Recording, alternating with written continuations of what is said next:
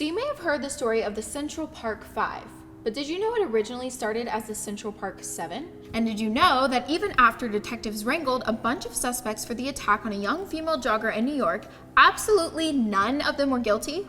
But we didn't find that out until a group of 5 men had already served years in prison for a crime they didn't commit, and the guy who came out to confess was already in jail the whole time. Yeah, this case is wild. Like it shook the Big Apple to its core. Okay, sorry, that was too good of a pun to not squeeze in there somewhere. Let's get to the story. Trisha Meili was a 28-year-old woman who was living her dream as an investment banker in New York. When she wasn't out doing whatever it was investment bankers do, Trisha enjoyed running. She would run at Central Park about 4 to 5 times a week. She said she loved being out there in the beauty of nature with the skyscrapers in the back.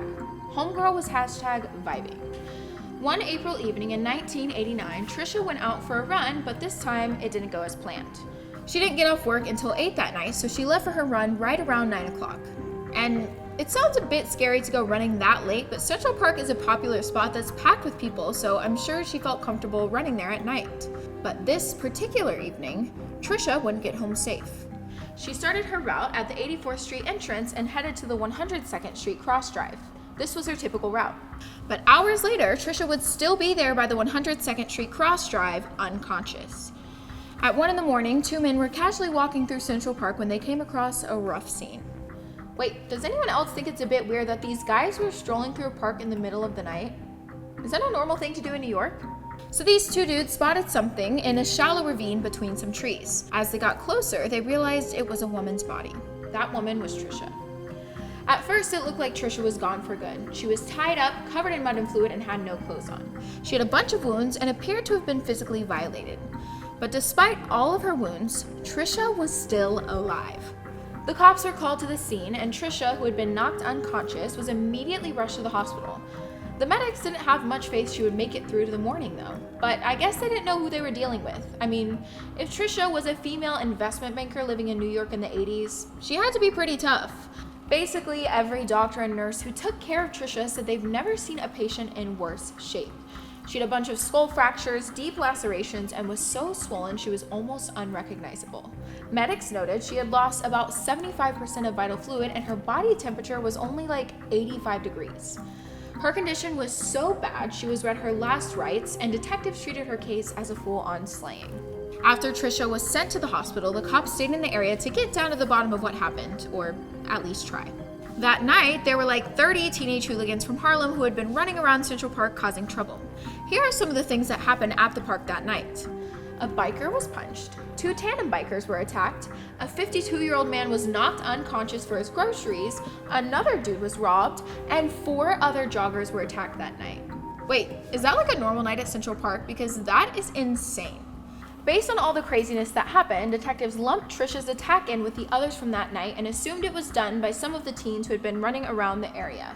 They were already wrangling a bunch of teens who partook in the madness and started bringing them in for questioning. Detectives eventually landed on a group of 7 teens who were major suspects in Trisha's attack, but that list was later dwindled down to 5 young men named Kevin, Raymond, Yusuf, Antron, and Corey.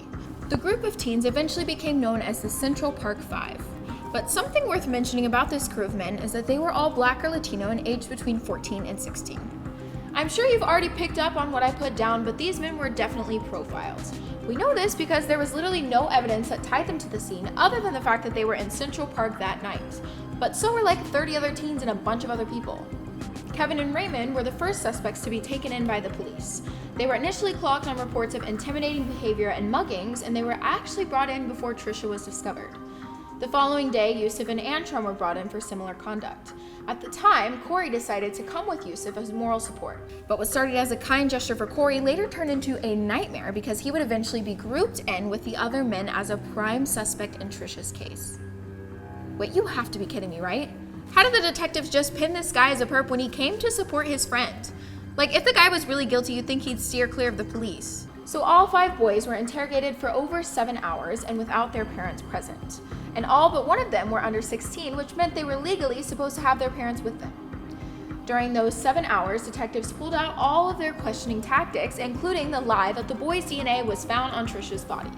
Okay, I never understood the whole interrogation tactic that involves lying.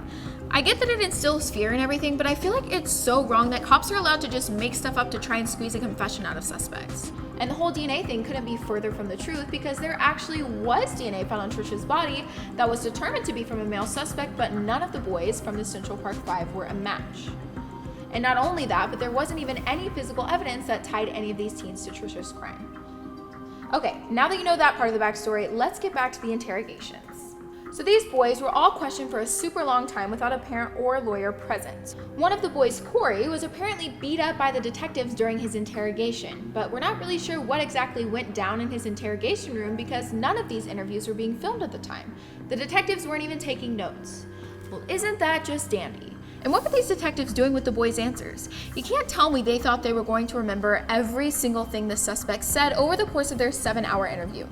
No one's that good. I can't even remember what I had for dinner last night. Oh, and Yusuf later mentioned that detectives deprived him and his fellow teen suspects from food, drinks, and sleep for over 24 hours. Yo, that can't be right.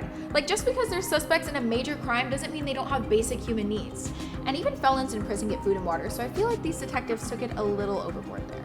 So the teens' parents started showing up at the precinct, but a lot of them weren't aware of the laws about the interrogation process, which was used to their disadvantage. I mean, honestly, I don't know about those laws either. And whether it was out of fear or truth, all 5 boys eventually confessed to detectives after the 7 brutal hours of questioning. 4 of the confessions were videotaped, 1 was not. 3 of the boys who confessed on camera were in the presence of a parent, 1 of them was not. All 5 confessed without a lawyer present. The boys' stories were all a bit different, but this wasn't the most uncommon thing to happen. In the end, the prosecution believed they were all similar enough to make a solid case against them. But the confessions from this case are hella controversial. Like, it's one of the most talked about crimes when it comes to the way the interrogations were conducted. This is because a lot of people believe the boys were coerced into giving false confessions.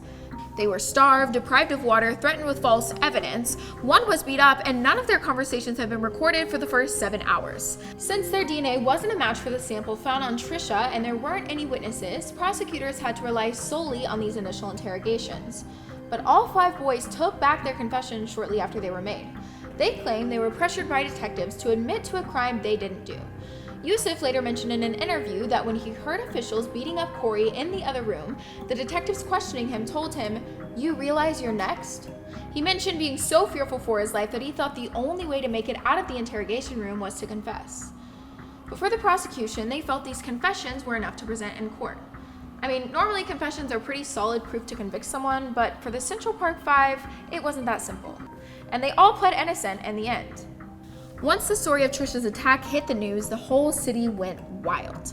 Articles were published with crazy titles and hardcore claims calling the group a wolf pack of teens who savagely attacked a woman while they were out wilding in the park.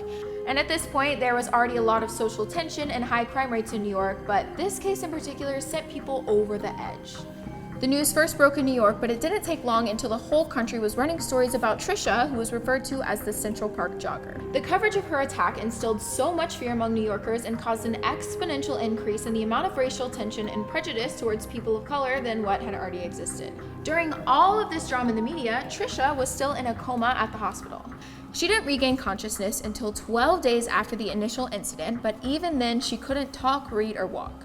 Due to the intensity of her injuries, Trisha didn't remember any of what happened, which was definitely a good thing because it was brutal. But on the other hand, it was bad because she couldn't give detectives any information about what went down in the park that night. And Trisha's memory loss didn't end there because she wouldn't remember anything else that would happen in the months following the event. But again, that was probably good because the coverage of her story was everywhere, and it was super dramatic. I can't imagine what it must have been like for her to be hearing and seeing things about her case when she didn't even remember any of it. Like, that's so trippy that people are telling her what happened to her. I feel like that happens sometimes where my parents tell me something that I did as a kid and I literally have no recollection of it. So even though Trisha woke up, she had a long road to recovery. She was first transferred to another hospital for 7 weeks, and after that, she was moved to another facility for 6 months of intense rehab. 8 months after the incident, Trisha was able to return to work. Dang, homegirl rebounded faster than I did after my last breakup. But even though things were looking up for Trisha, that wasn't the case for the Central Park 5. Their trials were set for May. But a few days before they began, Donald Trump decided to get involved, and this was way before he ran for president. So Trump literally bought full-page ads in 4 different newspapers to publish his opinion for the nation to see. He ran his ad in the New York Times, the Daily News, the New York Post, and New York Newsday, and shelled out $85,000, which would be equivalent to about $200,000 today. And this was before social media was a thing, otherwise I'm sure he would have just tweeted something about it. So we won't get into it too much, but in the newspaper ad Trump ran, he basically condemned the teens' actions without actually calling them out and demanded to instill more strict rules in the court and police system. And the newspaper ad couldn't have been more horribly timed for the Central Park 5 because once it came out, everyone was so amped up to get these guys in jail without any evidence. I mean, I can definitely see how these people wanted whoever did this to Trisha to be punished, but that's the thing, no one really knew who that was at this point. It was all speculation. When May came around, the trials began. A couple of the other teens that were initially grouped in with the Central Park 5, or at the time, the Central Park 7, pleaded guilty to charges relating to other attacks on joggers that night, so they avoided going to trial for Trisha's case. But the other 5 weren't as lucky. After 10 days of deliberation, Yusuf, Antron, and Raymond were all found guilty. Shortly after that, Kevin and Corey were also found guilty. All 5 were charged on various counts, so they received different sentences. The whole crew minus Corey all served between 6 and 7 years. Since they hadn't finished school at the time of their arrest, 3 of the 4 took classes to get their GED and an associate's degree while in prison. Since Corey was 16 at the time of the crime, he was the only one tried as an adult, so he received the longest sentence at 15 years. But before Corey could serve all 15 years, something big happened that changed his fate. In 2002, about 12 years after the incident, a man came forward to confess that he was Trisha's attacker. And this man wasn't one of the Central Park 5. Wait, what? So the dude who came forward was named Matthias Reyes, and at the time, he was already in prison serving time in jail for another crime. Matthias, who was nicknamed the East Side Slasher, also had a history of violently attacking a bunch of other New Yorkers in 1989, including a woman that he mugged a few days before Trisha was taken down. So why was this guy not a main suspect way back when? Because Trisha's incident definitely seems on brand for him. In addition to his reputation that should have placed Matthias at the top of the suspect list back in 1989, his location was super sus too because he lived in a van on 102nd Street, not too far from Central Park. After Matthias confessed, his DNA was tested against a sample found at the scene, and it was a match. Oh, so now the detectives are trying to use evidence to tie a perp to the scene? Interesting. Matthias also provided details about Trisha's attack that only the assailant would know. So it was clearly Matthias who went after Trisha. And do you know what that means? 5 innocent men have just spent years in prison for a crime they didn't commit. What happened to the whole thing about being innocent until proven guilty? Did the court just forget about that? When asked why he decided to come forward about the crime, Matthias said, "At first I was afraid, but at the end of the day, I felt it was definitely the right thing to do." Duh. But Matthias came forward a bit too late. 12 years, 5 convictions, and thousands of days innocent men spent in prison too late. And I don't know if I'll ever understand why he waited so long to confess. The dude was originally locked up back in 1989 for going after another woman, and he was sentenced to serve 33.5 years to life in prison. At the time of the bench trials in 1989, Matthias was already in jail and was set to stay there for a long time, so why wouldn't he just take ownership for his actions from the get-go? Oh, and another crazy thing about all this is that Matthias had actually met Corey earlier when they were both serving time at the infamous Rikers Island prison in New York. Hey, what are you in here for? Going after some jogger in Central Park, but I didn't do it. Oh, really? That's crazy because I committed that crime and wasn't charged for it, but thanks for taking the sentence for me. Really appreciate it. So after years of turmoil, the convictions against the Central Park 5 were vacated and Corey was released from prison. By that time, the 4 other men had already completed their prison sentences. That following year, all 5 men filed a civil lawsuit against New York City for malicious prosecution, racial discrimination, and emotional distress. City officials fought back for over 10 years before they settled the case for $41 million. What was there to fight back on? Matthias literally confessed and was tied at the scene with DNA evidence, so I feel like there's really no valid argument against the guys at this point. Oh, and here's another fun nugget of information. Matthias gave his confession after the statute of limitations had already passed, so he was not prosecuted for Trisha's case. Amazing. Matthias is still serving time in jail for his other crimes, but he will be eligible for parole in 2022. As for Trisha, she released a book in 2003 called I Am the Central Park Jogger. Up until that point, she'd remained anonymous, so this was the first time her identity was revealed. Since then, she has quit her job as an investment banker to work with survivors of assaults, and she picked back up on running too. After their charges were vacated, all members of the Central Park Five tried to get back to some sense of normalcy. In June 2017, Yusuf, Kevin, and Raymond all received their high school diplomas. Kevin lives in New Jersey with his wife and 2 daughters and works as an advocate for criminal justice reform. Raymond lives in Georgia with his wife and kid. In 2018, he started his own clothing company where he donates a portion of the proceeds to the Innocence Project, a nonprofit organization dedicated to exonerating individuals that have been wrongly convicted. Antron lives in Georgia with his wife and 6 kids and has kept a pretty private life since his release. Corey still lives in New York and works as a public speaker and criminal justice activist with the Innocence Project. Yusuf was awarded an honorary doctorate in 2014 and was granted the President's Lifetime Achievement Award in 2016 by President Obama. He now lives in Georgia with his wife and 10 kids and works as a poet, motivational speaker, and serves on the board for the Innocence Project. In 2019, a Netflix series came out about the Central Park Five, who are now called the Exonerated Five. The show covers the story of the whole case and focuses on the injustice, racism, and trauma the 5 men all faced. What happened to Trisha and the injustice faced by the 5 men who were pinned for her crime is absolutely terrible and should have never happened in the first place. To think these men were put through so much torture, hatred, and discrimination is so awful. And I can't believe Corey, the one who served the longest, literally went to the precinct that night just to be there for Yusuf. That's the epitome of tragic. Well, I'm going to take this case as a lesson and not jump to conclusions without reason. You know, like not assuming 5 men assaulted a girl without any evidence, or assuming the sushi I made is good without trying it first. Although, it looks pretty darn good. Thanks for watching.